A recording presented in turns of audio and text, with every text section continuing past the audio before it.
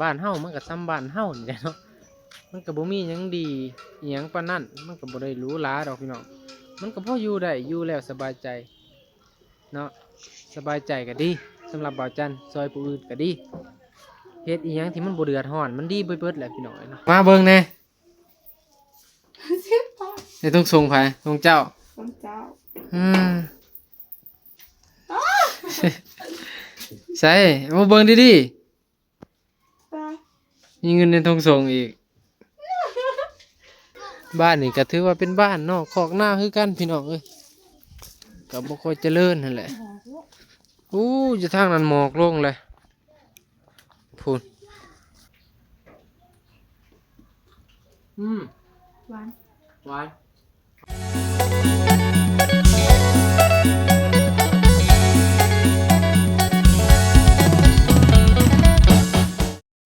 สบายดีเด้อทุกคนเนาะกับบาจันกับฮอดแล้วเพื่อนฮัลโหลสบายดี นิดบ่ปากเลยบาจันมาฮอดเพื่อนเอื้อยแล้วเนาะเพื่อนป้านั่นแหละเป็นเอื้อยของสาวหลาพี่น้องสักเครื่องอยู่สาวหลาสักเครื่องอยู่สบายดีมาฮอดแล้วเดินทางมาฮอดจกนี่เด้อ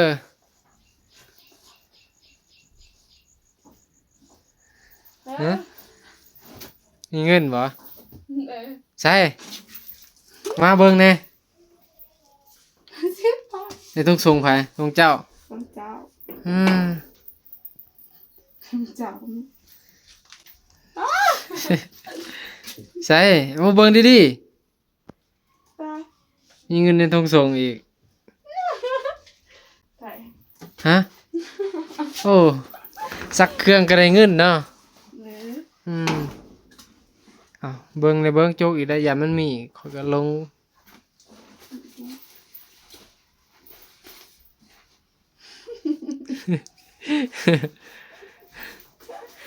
เนี่ยสักเครื่องได้เงินโอ้โหคือมีลายแถวเนาะต้องส่งมีแต่เงินเนาะต้องของเจ้าแล้วอันนี้ก็เงินใครอยากซื้อเดี๋ยวว่าเฮาไปแล้วเงินทอนเงินอีสังที่เฮาซื้อหั่นนะส่งอันนี้ก็บอกค่ะขาดบ่โอ้เอาดีๆมาเบิ่งเบิ่งหั่นเอามีเสือเนาะบ่จันไปหั่นมันเฮาไปแล้วเฮาเปลี่ยนทรงแล้วเฮาเอาเงินทอนใส่ถุงส่งไว้บ่แม่นว่ามีเงินเด้อพี่น้องก็อาศัย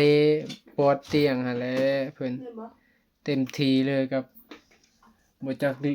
เลี้ยงอาหารการกินบ่จักค่าห้องค่าอันนี้เนาะทางทีมงานเฮาก็ได้อาสาแบบว่าบ่อยากให้อันนี้นะจ่ายเองแน่เนาะบ่อยากให้รบกวนอายเพิ่นหลายเอาบ่ได้ก็จ่ายเอาบ่ได้ก็จ่ายอยู่เนาะก็อีต้นไปจักข้าวไปจักน้ำหอมมาตั้งแต่สวรรณเขตพุ่นพี่น้องเอ้ยไปซื้อแฟบปะซื้อแฟบอันนี้แฟบแฟบเยอะเลยอันนี้แม่นอยู่เฮือนเอื้อยเด้อพี่น้องเดินทางมาประมาณ20ปลาย20กิโลแต่บ้าน20หลาเนาะเพราะว่าอยู่หันบ่มีตู้ซักผ้าแต่ก่อนหันบ่จันก็อันนั้นน่ะเอื้อยที่อยู่เฮือนน่ะก็มีอยู่เนาะได้ซักอยู่แต่เดี๋ยวนี้อ้ายของ20หลาได้ลงเฮือนแล้วเฮ็ดเฮือนไผเฮือนมันแล้วก็เลยว่าบ่มีตู้ซักผ้าก็สิหาเงินซื้อเองเนาะบางเทื่อก็สิขอพ่อเฒ่าบางเทื่อพ่อเฒ่าเพิ่นมีเด้พี่น้องนี่แหละเฮือนซ่านบ้านซองอยู่ทางบ้านเอื้อยซาละแล้วคืนประมาณนี้เลยน้องเอ้ยแล้วคืนจะคืนเท่าคนจะไปสิจะสิไปใส่ไปซื้อแฟบไปซื้อแฟบกันยังวะโอ้ได้เกือบงามเนาะไม่ได้ใส่ถือแล้วนี่ลองมั้ยบ่ลองไปยัง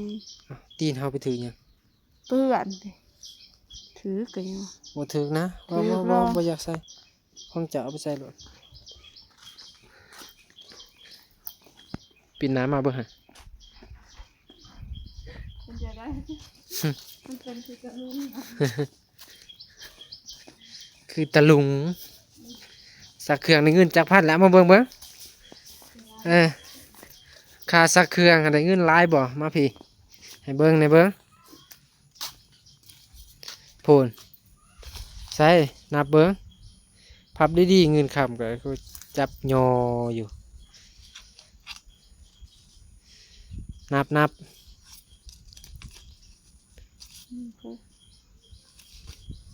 สักเครื่องก็ได้เงินเว้ยเงินท่อนั่นแหละใบ2,000ก็คันเป็นไทยกับบาทหนึ่ง2 บาทจังซี่นะบาทหนึ่งต่อลาวเท่าไหร่วะ ประมาณ50 ปลายค่ะ50 70ได้ได้70,000กีบโอ้โหสักเครื่องได้70,000กีบเอาเงินทอนนี่แหละเงินทอนเขาเจ้าประจันลงอยู่ในธงสงฆ์นี่พี่น้อง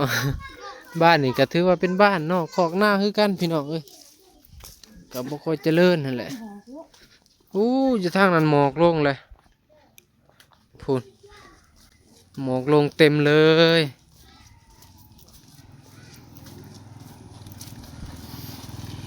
เฮาอยู่บ้านนาใหญ่มาพร้อมกันนี่แหละบรรยากาศอยู่ลาวบรรยากาศอยู่ลาวกลางกับลาวใต้มันต่างกันแบบนี้เลยพี่น้อง อันนี้นี่12 โมงแล้วได้12 โมงกลางเว้นเด้อพี่น้องเด้อนี่นะอยู่ทางลาวใต้เฮาอยู่ทางเมืองท่าแตงลาวใต้เป็นแบบนี้พี่น้อง มาซื้อแฟบไป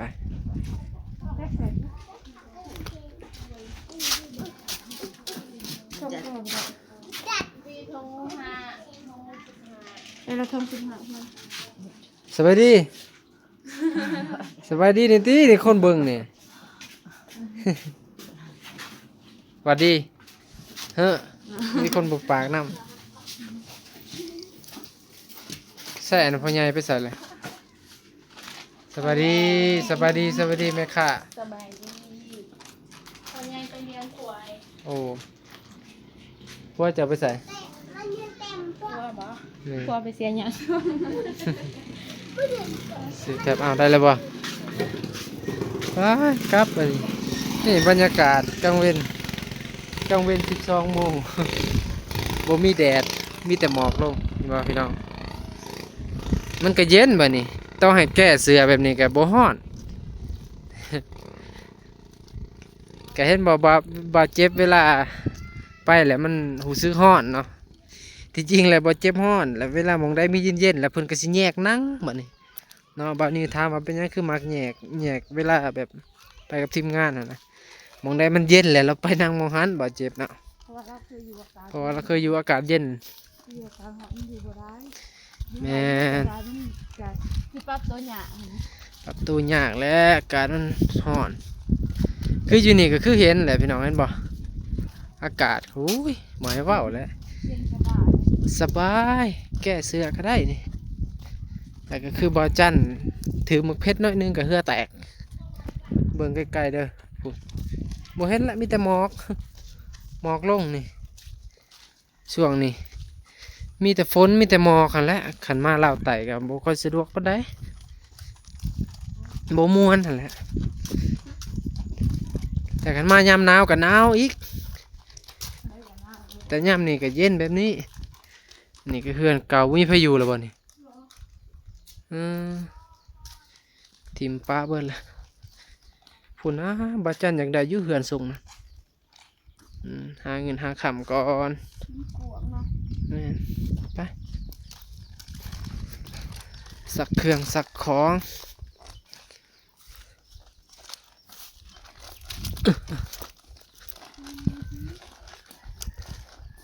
แต่เลือกสิขึ้นเฮือนก่อน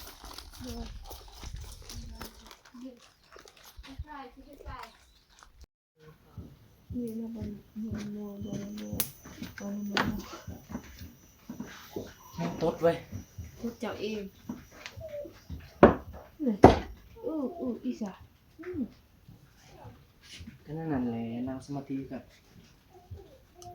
เจ้า น้องเนี่ยนิดหน่อยเลย ใช่ มาทุกคนนะหลังจากที่เจ้าลาสักเดือนสาวอะไรหรือเปล่า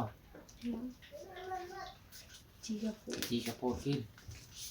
เป็นงามบรรยากาศยามแรงน้อย เย็น เย็นยามแรง14บอกว่าจันทพรคือเว้าคอยแท้ไม่บ่มีไม้เด้อพี่น้องก็เลยมันบ่ค่อยได้ยินเสียง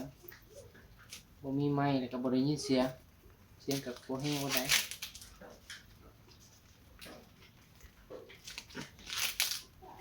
เพิ่มโมไซค์เนี่ยนะ ใช่แบบได้ บอกเล่นเพื่อนเด้อลูกเด้อ ทางไง บ่ลองครับ พักหนัก น้ำอะ ฟังพ่อแม่ไอ้น้ำบ่ดี สิซื้อน้ำเอื่อยเพิ่นมาฝากแม่อยู่อัตตปือบางทีมื้ออื่นหรือมื้อฮื้อบ่จันทร์สิได้มื้ออัตตปือ ใส่ปลาใส่ตัว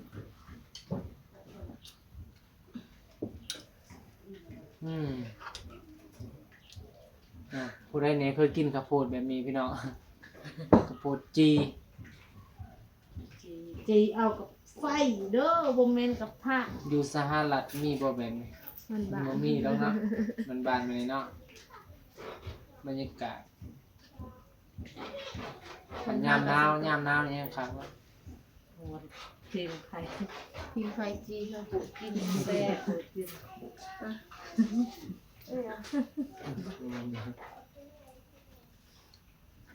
นี่ท่านรับประสานเป็น มุมแม่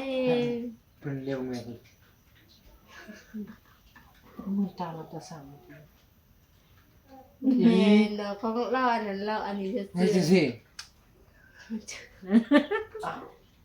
นี่ ปูนเด็กนะแต่ว่า เป็นแต่จะเลยวะ เพราะมันนอกเนาะ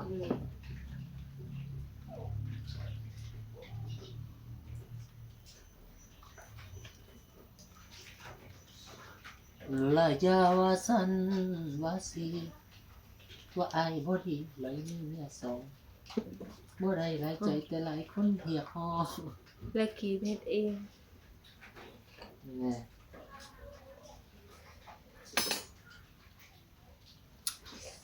มีวัด มาสักเครื่องตั้งไกลเนาะ20กิโลเนาะ มาอยู่เลย มาอยู่เลย มาลินเลย มาลิ้นมาอยู่จะได้วะ มาลินเราคิดเราไม่ได้ไรบอกบุคิด การเว้าบ่คิดผิดทิศให้ชีวิตอาย น้ำโดนเซยนะ รอ โอ้แตกเลย นี่แต่ ข้าวโพดเหนียวบ่ แต่ อ้าย หวานสวาน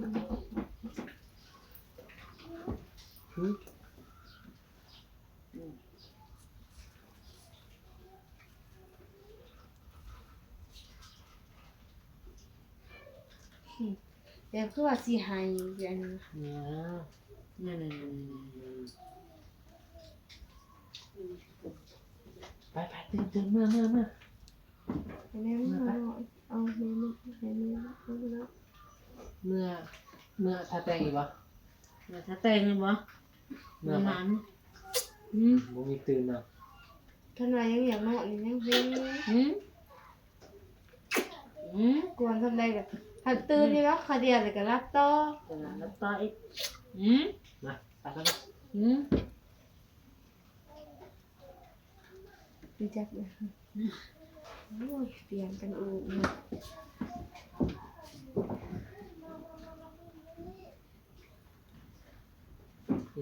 บ่มีตื่นเนาะ เนาะท่านไหนแต่ว่ายังอยากนอนยังว่าอยากรับนี่เฮิงท่านไหนตื่นเลย ถ้านอนโดนโผดก็บัดตื่นนี่รับบ่ยอมรับอีก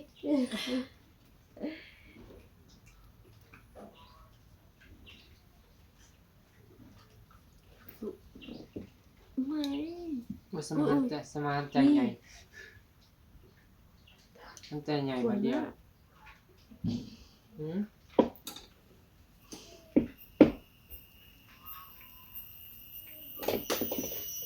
ยืนนกยอกแนวเอเรา น่ากินนะนก นกเอ้ยนกนางนก นี่นั่งอยู่ดิเอายัง ใจกี่ละ มันจะไล่มันแตกสิ โอ้ยมาเลยเกาะเต็มอะไรก็เต็มตัวไม่สิยังก็เอ็นเลย โอ้ยตก นี่ไม่โดนคุยสาม นี่ มาไปละอันนี้อ่อนตอนทำเลยไปตอนเราทำมาจบอันเต็ม สุกเลยค่ะสุกเลยเฮ้ย โอ้เพิ่นกระแพงบ่ โอ้ยแผงจังบุญ ก เล ระ ย ต่า นะ ยจะเอาไปไป หาย ธนา จน คาร ว่าหายจน ทอกก็นี่ทิมใส่ส่วนนึงเลย บ่เพราะว่าพอเพิ่นกระแพงอยู่ มาจักแล้วทำแม่นอ่ะ บ่แม่นมั้ย พอมันแทงอยู่ปะ บอ บัดนี้ฮัดมันแพงกว่าว่ะ บอกันเลย บอก บอเบิดซ้อมมีแต่แม่ค่ะแม่ในหมวกกันน็อกมันเนี่ยโจรคุณสั่งในหมวกกันน็อกละ เออ หมวกกันน็อกไหมหมวกกันน็อกแล้วบ้านลูก ทำไมมันทำงานเลยแบบคือมันหายจัง เรียกเจ้าก็เป็นผู้ชายจะเป็นผู้หญิง โอ้แตกอีกอุ้ยร้อนมากอร่อยหอม มาเด้อ FC กินข้าวโพดจีข้าวโพดเผานี่แหละ เบิ่งใหญ่ปะใหญ่ ใหญ่ กำแขน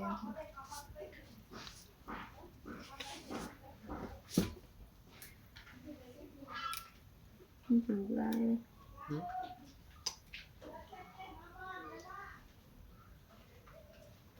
เสร็จเองเด้อ นี่คือเบิ่งฮะ ฮะ เปิดที่บ่ได้คลิป เจ้าเนาะ ลงมาไปได้กินอยู่บ่ข้าวโพด กินดูสิชุบเลยดูดิ โอ้ยจะได้จังสิได้กลับเพราะว่าหิวนอนเมื่อคืนนี่ก็โอ้มาตั้งแต่ลาวกลางกับพุ่นละ11 12โมงก็ซ้ำได้นอนพี่น้องเนาะมาก็สู้กันกับเมียแน่เด้อเติบสู้กันกับเมียตั้งแต่12โมง1โมงพอดี1โม ดู ง เลย ตอน1โมงจังได้นอนเอาลองเบิ่งหั่นพอนะติ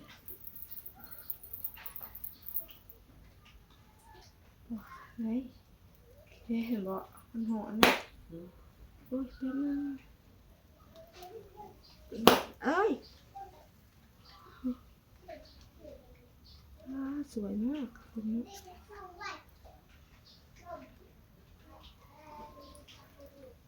แบบได้มันสินอนอิ่มที่สุด อ่ะมันนอนมันก็นอนอีน้อยเนาะหัว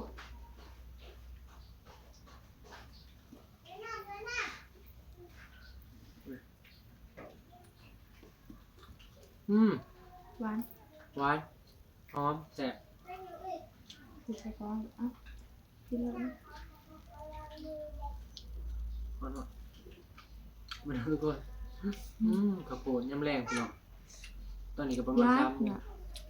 ได้บ่3 โมง4 โมง 3 โมงแล้ว อืม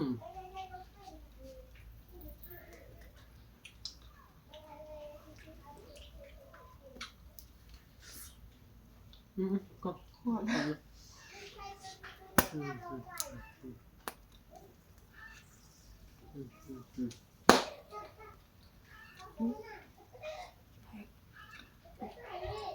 ตีเอาไว้แล้วแปะเอาไว้หมดให้เอ่ยนะนี่ ใช่แล้วใช่เลย แบบสะอื่นเนาะสะอื่นอุไรพรบ่สะอื่นอุไรพรบ่